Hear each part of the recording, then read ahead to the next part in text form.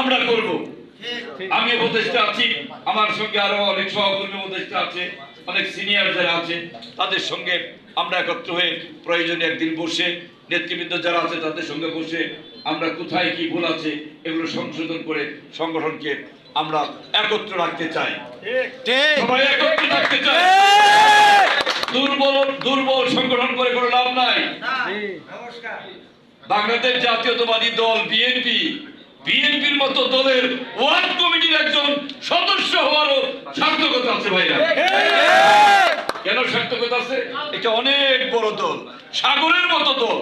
এই দলের ওয়ার্ড পর্যায়ের, গ্রাম পর্যায়ের একজন সদস্য আমি, এই পরিচয়েও আমরা গর্ববোধ করি অনেকে।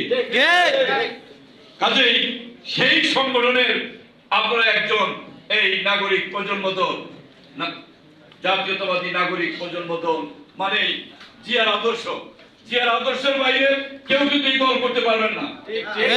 তারেক রহমানের আদর্শের বাইরে, বেগম খালেদা জিয়ার আদর্শের বাইরে নাগরিক প্রজন্ম দল কেউ কিন্তু করতে পারবেন না।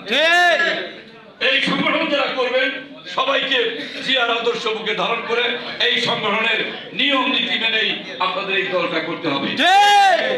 আমি আমার বক্তব্য দীর্ঘায়িত না করে সময় বোধহয় 3 মিনিট আছে ইফতারের, কাজেই আমি আপনাদের সবাইকে আহ্বান জানাবো। এখন দোয়া হবে, এই দোয়ায় আপনারা সবাই অংশগ্রহণ করবেন।